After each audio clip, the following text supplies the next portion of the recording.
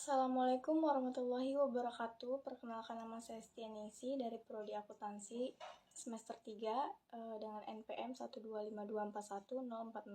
Di sini saya akan membaca hasil tugas studi kasus. Baik, untuk pertanyaan yang pertama, analisis dilema etis fundamental menggunakan kerangka kerja penyelesaian dilema etis 6 langkah yang diuraikan dalam materi analisis dilema utama yang dihadapi oleh Andi Pratama ketika diminta oleh Citra Lestari untuk mengurangi prosedur audit dan tidak melaporkan jam lembur. Identifikasi faktor relevan, isu etis, pihak yang berdampak, dan bagaimana mereka terdampak. Alternatif tindakan yang tersedia bagi Andi, konsekuensi dan sistem dan setiap alternatif, dan tentukan tindakan yang paling tepat secara etis. Jawabannya, identifikasi isu etis. Apakah Andi harus mengikuti perintah atasannya untuk mengurangi prosedur audit dan menyembunyikan jam lembur, atau menolak demi menjaga integritas dan kepatuhan terhadap standar profesional? Identifikasi pihak yang terdampak. Andi Pratama kehilangan integritas, melanggar kode etik, risiko sanksi profesi, mungkin dimarahi atau dipersulit karirnya. Citra Lestari terlihat efisien tapi melanggar etika profesional, bisa mendapat teguran dari manajemen. Identifikasi alternatif tindakan. 1. Mengikuti perintah Citra tanpa melaporkan jam lembur. 2. Menolak perintah dan menjelaskan alasan profesional sesuai standar audit. 3. Mendiskusikan dilema ini dengan pihak yang lebih tinggi. 4. Mencatat secara jujur jam kerja. Evaluasi konsekuensi tiap alternatif. 1. Mengikuti perintah hubungan dengan atasan baik. 2. Menolak perintah risiko konflik dengan atasan. 3. Melapor ke manajemen lebih tinggi, bisa dianggap tidak loyal oleh atasan. 4. Melaksanakan sesuai standar tanpa konfrontasi langsung. Tindakan yang paling tepat secara etis. Tindakan paling tepat adalah menolak permintaan yang tidak etis dan menjaga integritas profesional dengan cara yang diplomatis dan sesuai prosedur internal. Langkah yang dapat diambil oleh Adi yaitu menjelaskan kepada Citra bahwa mengurangi prosedur dan tidak mencatat jam lembur melanggar standar profesional, dan jika tekanan berlanjut, melaporkan secara internal kepada manajer audit atau partner sesuai mekanisme pelapor etika di KAP. Dan yang ketiga, tetap mencatat waktu kerja dan melaksanakan audit sesuai standar. Untuk pertanyaan yang kedua, integritas, objektivitas, dan tekanan manajemen. Evaluasi tekanan yang diberikan oleh Rian Wijaya dan Sinta Dewi terkait kebijakan pengakuan pendapatan yang agresif merujuk pada kode etik profesional akuntan publik. Prinsip dasar etika apa yang paling terancam bagi Budi Santoso dan tim auditnya dalam situasi ini? Bagaimana seharusnya Budi Santoso secara profesional menanggapi argumen manajemen bahwa ini adalah praktik industri dengan tetap menunjukkan tinggi prinsip-prinsip tersebut dan standar akuntansi keuangan yang berlaku? Jawab, integritas karena auditor ditekan untuk menerima perlakuan akuntansi yang tidak sesuai fakta ekonomi demi mempercantik laporan keuangan. Yang kedua, objektivitas, karena tekanan dari manajemen dapat mempengaruhi penilaian profesional audit sehingga auditor tidak lagi independen dalam berpikir. Untuk pertanyaan yang ketiga, ancaman kepentingan keuangan dan hubungan keluarga. Analisis secara mendalam bagaimana hubungan keluarga antara Citra Lestari dan kakaknya, Bapak Anton Lestari, mengancam independensi KAP terpercaya dan rekan. Identifikasi secara spesifik jenis-jenis ancaman terhadap independensi, misal ancaman kedekatan, ancaman kepentingan pribadi. Berdasarkan kerangka kerja konseptual, apakah ancaman ini berada pada tingkat yang dapat diterima? Pengamanan apa yang seharusnya segera diterapkan oleh KAP untuk mengatasi ancaman ini secara efektif? Jawab, ancaman terhadap independensi yaitu ancaman kedekatan. auditor beresiko menjadi terlalu simpatik atau tidak objektif terhadap kepentingan kakaknya. Yang kedua, ancaman kepentingan pribadi. Keputusan profesional auditor dapat dipengaruhi oleh keuntungan atau kerugian pribadi. Dan yang ketiga, ancaman keintiman. Hubungan keluarga antara Citra Lestari dan Anton Lestari menciptakan ancaman kedekatan dan ancaman kepentingan pribadi yang signifikan terhadap independensi KP terpercaya dan rekan. Dan pertanyaan yang keempat, larangan penyediaan jasa non-audit mengacu pada peraturan otoritas jasa keuangan atau OJK dan KEPAP yang berlaku untuk emiten di Indonesia. Jelaskan secara komprehensif mengapa permintaan DNG agar KAP terpercaya dan rekan memberikan jasa konsultasi, desain, dan implementasi sistem informasi keuangan merupakan pelanggaran etik yang serius. Apa tanggung jawab spesifik Komite Audit DNG dalam situasi ini berdasarkan peraturan OJK atau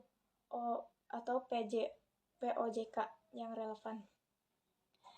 Jawab pertanyaan DNG kepada KAP terpercaya dan rekan untuk merancang dan mengimplementasikan sistem informasi keuangan bukan sekadar konflik kepentingan kecil. Itu menimbulkan ancaman self-review dan pengambil alihan fungsi manajemen yang menurut KEPAP umumnya tidak dapat diatasi. Komite Audit DNG memiliki kewajiban aktif untuk menolak atau memitigasi permintaan tersebut, meminta self-assessment KAP, mendokumentasikan pertimbangannya, dan melaporkan kepada OJK sesuai POJK. Jika Komite Audit gagal menjalankan kewajiban ini, DNG dan atau KAP berisiko dikenakan sanksi administratif dan atau sanksi profesi serta kehilangan kepercayaan pemangku kepentingan. Untuk pertanyaan yang kelima, imbalan jasa dan ketergantungan klien jelas bagaimana dua fakta berikut. Imbalan jasa audit tahun lalu yang material belum dibayar dan ditahan pembayarannya. DNG menyumbang 25% dan total pendapatan audit kantor cabang KAP secara kolektif menciptakan ancaman yang sangat signifikan terhadap independensi. Jenis ancaman apa yang paling dominan dalam skenario ini?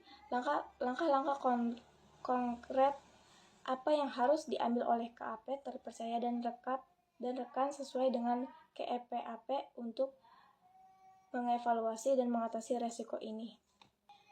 Jawab, kombinasi imbalan jasa audit tertunda dan ketergantungan ekonomi besar terhadap DNG menimbulkan ancaman kepentingan pribadi dan intimidasi yang sangat signifikan terhadap independensi. Sesuai KEPAP, KAP terpercaya dan rekan harus mengevaluasi, menerapkan tindakan pengamanan yang memadai, dan menolak penugasan jika ancaman tidak dapat diminimalkan ke tingkat yang dapat diterima. Untuk pertanyaan yang keenam, kerahasiaan klien dan konflik akibat hubungan kerja, analisis situasi penawaran pekerjaan kepada Andi pertama oleh Sinta Dewi. Aturan etika apa dalam KEPAP yang berpotensi dilanggar oleh Andi jika ia mendiskusikan area fokus audit dengan Sinta? Prosedur apa yang harus segera dilakukan oleh Andi dan KAP terpercaya dan rekan setelah tawaran pekerjaan tersebut disampaikan, terlepas dari apakah Andi menerima atau menolaknya? Analisis situasi. Sinta memberikan penawaran pekerjaan kepada Andi Pratama, anggota tim audit KAP terpercaya dan rekan yang sedang melaksanakan audit atas DNG. Dalam situasi ini, muncul potensi konflik kepentingan dan pelanggaran etika profesional, terutama jika Andi membahas atau mengungkapkan informasi audit kepada Sinta. Jika Andi mendiskusikan area fokus audit dengan Sinta Dewi, ia berpotensi melanggar prinsip kerahasiaan dan objektivitas dalam KEPAP setelah menerima tawaran pekerjaan. Andi harus segera melaporkan kepada partner audit dan KAP wajib memisahkannya dari penugasan serta mengevaluasi ancaman independensi sesuai ketentuan etika profesional. Pertanyaan nomor 7. Peran dan tanggung jawab Komite Audit. Berdasarkan Peraturan OJK tentang pembentukan dan pedoman pelaksanaan kerja Komite Audit, evaluasi kinerja Komite Audit DNG dalam situasi ini. Identifikasi dan jelaskan minimal 3 kegagalan spesifik Komite Audit dalam menjalankan tugas dan tanggung jawab fidusianya. Bagaimana seharusnya tim audit berkomunikasi secara efektif dengan Komite Audit yang cenderung pasif untuk memastikan tata kelola perusahaan yang baik dan independensi auditor terjaga. Jawab, 3 kegagalan spesifik Komite Audit NDG. Yang pertama, gagal mengawasi independensi auditor eksternal. Komite Audit tidak menindaklanjuti konflik kepentingan yang timbul ketika manajemen, misal Sinta Dewi, menawarkan pekerjaan kepada anggota tim audit.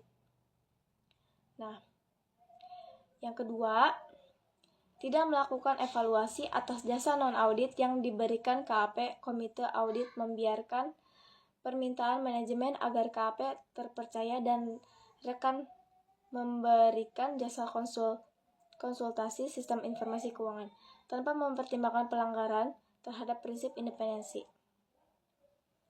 Dan yang ketiga, tidak proaktif meninjau laporan keuangan dan tekanan manajemen terhadap auditor. Komite Audit tidak menunjukkan peran aktif dalam menanggapi indikasi manipulasi pengakuan pendapatan yang agresif oleh manajemen. Untuk pertanyaan ke-8, kompetensi profesional dan skeptisisme hubungan tindakan Citra Lestari yang menyarankan untuk mengurangi prosedur audit dengan prinsip kompetensi dan kehati-hatian profesional terhadap konsep fundamental skeptisisme profesional dalam audit. Mengapa tekanan anggaran dan efisiensi tidak dapat dijadikan pembenaran untuk menyimpang dari program audit yang telah dirancang? Apa potensi konsekuensi hukum dan profesional bagi Citra dan KAP jika salah saji material tidak terdeteksi akibat pengurangan prosedur ini? Jawab, saran Citra untuk mengurangi prosedur audit melanggar prinsip kompetensi dan kehati-hatian profesional serta mengakibatkan skeptisisme profesional. Efisiensi atau tekanan anggaran tidak pernah dapat membenarkan penyimpangan dari program audit yang dirancang sesuai standar, karena dapat mengakibatkan pada kegagalan mendeteksi salah saji material dan menimbulkan konsekuensi hukum serta profesional yang serius bagi auditor maupun KAP. Untuk pertanyaan yang ke-9, tanggung jawab rekan perikatan fokus pada peran dan tanggung jawab akibat Budi Santoso mengingat kombinasi dari hubungan persahabatannya dengan CEO, ketergantungan imbalan jasa yang tertinggi, dan berbagai dilema etis yang dihadapi timnya. Apa saja tanggung jawab utamanya dalam memastikan seluruh perikatan audit mematuhi standar etika dan profesional? Tindakan-tindakan kepemimpinan spesifik apa yang harus ia ambil untuk mengatasi berbagai ancaman yang teridentifikasi secara simultan dan melindungi kepentingan publik? Jawab, Budi Santoso harus bertindak sebagai pemimpin etis dan pengendali mutu profesional, memastikan audit dijalankan dengan independensi, integritas, dan skeptisisme profesional. Melalui kepemimpinan yang tegas, komunikasi terbuka dengan KAP dan Komite Audit, serta penerapan kebijakan mitigasi ancaman, ia dapat menjadi kepercayaan publik dan reputasi profesi akuntan publik. Dan pertanyaan terakhir, ke-10, mekanisme penegakan dan kepentingan publik. Berandai-andai KAP terpercaya dan rekan pada akhirnya menyerah pada tekanan dan mengeluarkan opini wajar tanpa modifikasian atas laporan keuangan DNG yang mengandung salah saji material.